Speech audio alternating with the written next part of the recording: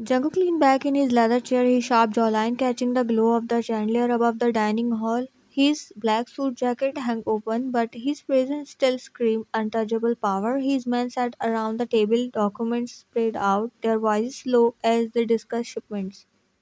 Ryan, don't disturb me. This meeting is important. Don't act childish. His deep voice was cold but low, only for her to hear, as his dark eyes met hers for just a second before returning to the file in his hand.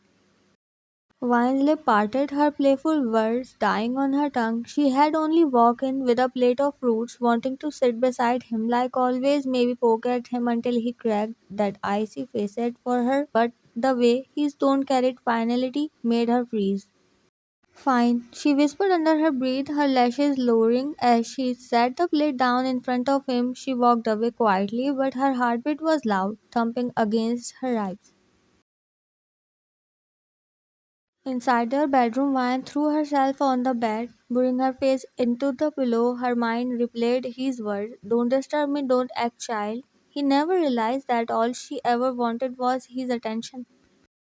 She rolled onto her back, staring at the ceiling, her lips curving into a mischievous smile. If you don't want childish, then let's see if you can handle me being dangerous. Her cheeks burned red at her own thought, but the idea had already bloomed inside her head. She slipped off the bed and went straight to the closet. Her finger brushed over her dresses, coats, and silk until she found it the black set Jungkook once bought for her, but she never dared to wear. He had smirked when he gave it to her, whisper against her ear that she would look sinful in it. Now standing in front of the mirror, Vian's breath caught the delicate lace hug her curve perfectly, the strap framing her body like it was made for her. She twirled once, biting her lip, then grabbed one of Jungkook's oversized dress shirt and threw it over herself. Let's see how long you last without looking at me, Jungkook, she muttered, smirking at her own reflection. She fixed her hair, added a faint tint of red to her lips, and padded out of the room barefoot. The meeting was still going on, voice echoing from the hall. Vian didn't say a word. She was on silent treatment, just as she planned. She walked past the table casually, sitting down a fresh pot of coffee for them intentionally, even though there was a maid to do their job, her shirt just barely covering her thigh. Jungkook's eyes flickered up the moment her scent brushed past him. His jaw clenched. She didn't meet his gaze, didn't say a word, just a subtle smirk on her lips as she walked back toward the sofa across the hall, crossing her leg as she sat down. For the first time that evening, Jungkook lost track of what his men were saying. His gaze was stuck on her, his black eyes darkened further, and his finger drummed slowly against the table. Vine leaned back, flipping through a magazine, acting as if he didn't exit. Silent, unbothered, dangerous, it was working. The air in the grand hall was heavy, but not because of the meeting, but because of her. Jungkook sat at the head of the table, his finger drumming against the polished wood, his eyes burning into the page in front of him, but his mind was nowhere near the numbers and tragedy maps his men were discussing. It was on her. Vi sat on the sofa across the hall, flipping through a magazine as though she were in her own world. His white shirt hung carelessly over her, the first few buttons undone, her bare legs crossing delicately one over the other. She hadn't spoke a single word since she bought the coffee, not one glance at him, not one pout, not one playful interruption, nothing. And that nothing was driving him insane. To clear his threat nervously, pointing at one of the maps. Boss, if we move the shipment through, Jungkook snapped his head towards him, eyes still. Do I look like I care right now? His voice was low, sharp enough to slice through bone. The table fell silent, not a single man dared to breathe too loud.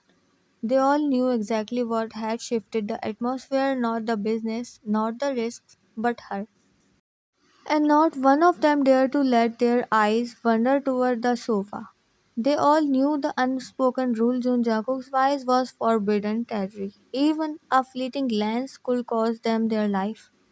We will wait for your command, boss. Sam saw her heart bowing his head, voice trembling slightly. Continue, Jungkook leaned back, rubbing his temple, trying to regain his icy composure.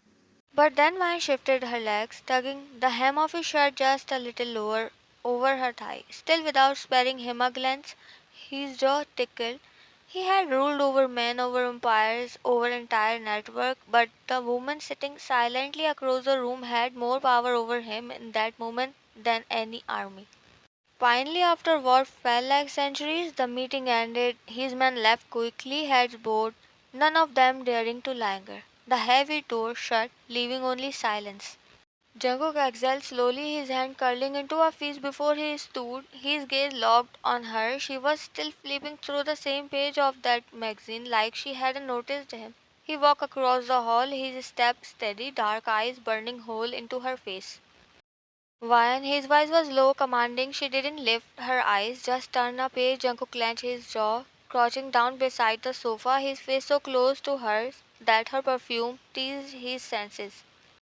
So that's how it is. Silent treatment. His tone softened.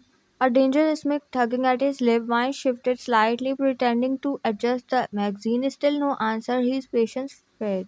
He tilted his head, voice dropping to a whisper meant only for her. You think ignoring me will make me leave you alone? His breath brushed against her cheek, his dark gaze fixed on her lips. Wine bit the inside of her cheek, her heart racing. Don't look at him, don't melt, don't break the silent treatment. You promised yourself. So she turned another page, her face completely neutral.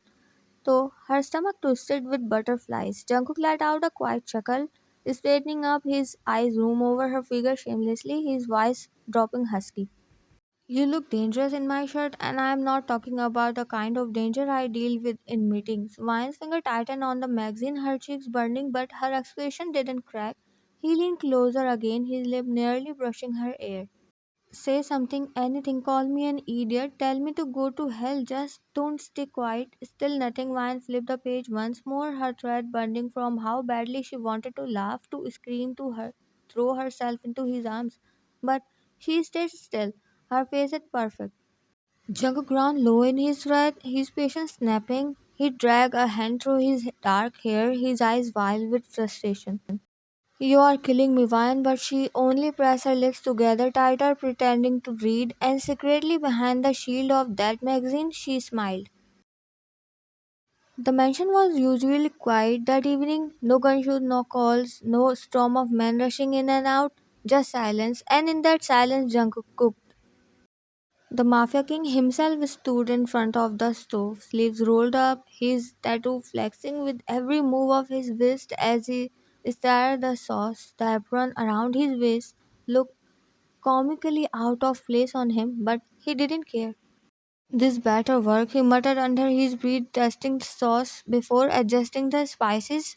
Because of the last 5 hours, wine had given him nothing. No winning, no playful banter, no dramatic sign to get his attention, just silence. The longest silence he had ensured in his life, and it was unbearable. When he carried the steaming tray of food into the living room, Maya sat cross-legged on the couch, scrolling through her phone like he didn't exist. Jungkook placed the tray right in front of her, leaning down with that dangerous smirk. I cooked your favorite. I even cut the vegetables the way you like, tiny and pathetic. Her eyes flickered to the food just for a second, then she looked away, not a word. Jungkook clenched his jaw, plain A failed. Later that night, the doorbell rang. Wine opened it only to find Jungkook standing with a ridiculously large bucket of her favorite ice cream. The thing was so heavy he had to carry it with both hands. They asked if I wanted the family pack. I said no, I want the empire pack. He deadpan walking past her into the kitchen and placing it onto the counter. Her lips twitched. She almost smiled, almost, but she turned her head quickly and grabbed a spoon without saying a thing. Jungkook watched her take a bite, his chest tightening at how adorably stubborn she was. He dragged a hand through his hair, signing dramatically. You are enjoying the food, the ice cream, but not me. That's cold, Vian, even for you. Still nothing by the time midnight hit. Jungkook was pacing the living room like a restless beast. Then he walked toward their room. He stopped at the door when his eyes caught her standing by the huge glass wall. She was peeling off his shirt that she had been wearing all day, revealing the black underneath, and that's when his patience snapped.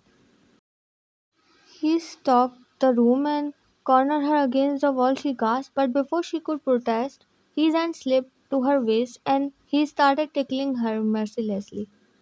Jungkook, stop! You are evil! She broke into uncontrollable laughter, her body twisting under his grip, her face bright red from laughing so hard. Jungkook grinned wickedly, his eyes burning with relief at hearing her voice again. Finally, my wife is alive. I thought I lost her to the cult of silence. Vine smacked his chest weakly, still panting from laughter, pouting. You are the worst. Do you know how hard I worked to ignore you and you ruin it with tickles? Jungkook's smile faded into something deeper, his hand still firm on her waist, his eyes darkened, his voice dropping lower. You want to talk about ruining things? Do you know what you did to me last time? Vine blinked confused, cheeks flushed. Last time, Jungkook stepped closer, his lips inches from her, his voice husky. That meeting you barged in wearing that little bunny costume, do you know what I was about to do it in front of a table full of armed men? Her eyes widened. Jungkook gripped tightened on her waist, his jaw clenching. I was about to and do more than that in front of my men, in front of men who will not dare to breathe wrong in your presence, and I will not have cared. I was this close. He raised his hand, showing the tiny space between his fingers. That's why I stopped you today, so I will not ruin you there, but in private. Wine's heart hummed against her chest, her face burning. You are shameless, she whispered, trying to push at his chest weakly. Jungkook caught her with easily pinning them gently to his chest, his eyes glinting with dangerous honesty. Shameless maybe, but listen to me, Ryan. Today you didn't even come near me, you didn't touch me, you didn't say a single word, and still his voice dropped, raw and heavy with meaning. You nearly destroyed me in front of them, that's how much power you hold over me. Her beat caught, her lips parted, but no word came out. The weight of his confession sunk into her bones, leaving her dizzy. Jungkook's hand slipped from her wrist to the small of her back, pulling her against him. Her eyes widened, her breath shaky, but she didn't move away, and then, without warning, his lip crushed onto hers. It wasn't gentle, it wasn't hesitant, it was desperate, claiming, consuming, the kind of kiss that made her toe curl and her mind go blank. She clutched onto his shirt as her knees weakened, her entire world narrowing to the feeling of his on her. When he finally pulled back, his forehead rested against hers, his breathing uneven, his voice hoarse. I am sorry for hurting you. Don't say that after telling me what I did to you unknowingly. She whispered, her cheeks flushed deep red while Jungkook cupped her face. Then say it, say you are mine. Her heart slammed against her ribs. Her eyes locked onto his. I am yours. The smile that spread across his face was sinful, victorious, and tender all at once.